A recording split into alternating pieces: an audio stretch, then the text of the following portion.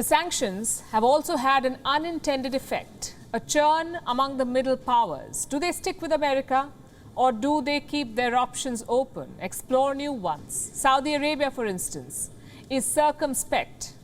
They're snubbing America, reaching out to Russia and now courting China. Reports say Riyadh has invited Xi Jinping for a state visit. If true, this could change the politics of West Asia. For starters, Xi Jinping has not left China in 2 years. So this will be quite a visit. He's been shut away from the public. If he picks Riyadh to end that streak, it would be symbolic. Secondly, the timing of this invite. Saudi Arabia and the US are not on good terms. Crown Prince Mohammed bin Salman is not answering Joe Biden's calls. He's refused to increase oil production as America demanded or requested. So this visit, Xi Jinping's visit to Riyadh, would be a clear message to Washington, D.C. Saudi Arabia has other options, and it's not afraid to explore them. Now, what do we know about this trip? It could happen after the holy month of Ramadan, so possibly in the month of May. Parallels are being drawn to 2017. That's when Donald Trump visited Riyadh for his first foreign trip. He was given a grand welcome by the Saudis. Something similar awaits Xi Jinping, perhaps. But 2017 was all about rebuilding an old relationship. This one is about building a new one. How will it change West Asian politics? And what's in it for both sides? Let's discuss the power equations first. Since the last century, America has been the biggest military power in West Asia. They intervened in Kuwait. They invaded Iraq. They contained the Iranian threat. They armed Israel. So America's position in West Asia was unchallenged. But Xi Jinping has been slowly chipping away. His first target was Iran. Iran needed relief from sanctions. China needed oil. So both sides signed a 25-year economic agreement. At the same time, Beijing reached out to Iran's rivals, to Israel, to the UAE, to Saudi Arabia. They funded economic projects in West Asia. They offered to sell weapons. And most importantly, they offered something America could not, a market for their oil.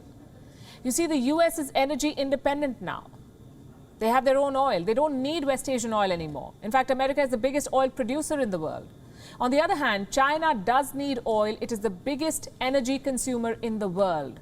So put yourself in Saudi Arabia's shoes. Do you need a customer or a reluctant friend who lectures you? Plus, China brings leverage over Iran, something that America can never offer. This rethink by Saudi Arabia is another setback for Joe Biden. He can only blame himself for this. Biden ended US support for the war in Yemen. He declassified files linking Saudi officials to the Khashoggi murder, and now Riyadh has reacted. And how? But what's in it for China? A lot. Number one, a foothold in West Asia. West Asia is key to China's Belt and Road Initiative. Without Saudi help, Xi Jinping's vision is not possible. Number two, benefit number two for China, insurance for the genocide on Uyghurs. Saudi Arabia is the de facto leader of the Muslim world, the custodian of Islam's holiest sites. If Saudi Arabia is hosting Xi Jinping, it would be a clean chit. Having said that, diplomacy is all about cloak and dagger. So Riyadh's real intentions have to be studied. Are they picking China over the US? Or are they using China to gain concessions from Biden? So far, the signs are not good for Washington, D.C. China is sharing missile technology with Riyadh. Aramco is building energy complexes and refineries in China. Reports say they could soon sell oil for the yuan instead of the dollar. So Riyadh is investing political capital on this relationship. The question is it too late for the US already? Can they regain their ally? Well, they can, but only if they put politics over principles. Let me give you an example from this weekend. Saudi Arabia executed 81 people in one day, 81. The legalities were dubious. But here's how the State Department reacted to it. Even the journalists were surprised by the response. We continue to raise with Saudi Arabia the need to ensure fair trial guarantees, freedom from arbitrary and extrajudicial detention, transparency, the rule of law, and freedom of religion and belief. No, that's it? You don't have anything else to say about 81 people just being somewhere being executed? We have been clear about our concerns about the lack of respect for fair trial guarantees. Does this mean Joe Biden is tempering his rhetoric?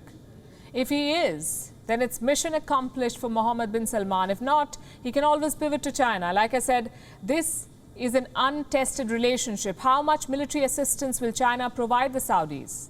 How much leverage will they bring over Iran? All of these questions have yet to be answered. But for now, Saudi Arabia holds the cards. WION is now available in your country. Download the app now and get all the news on the move.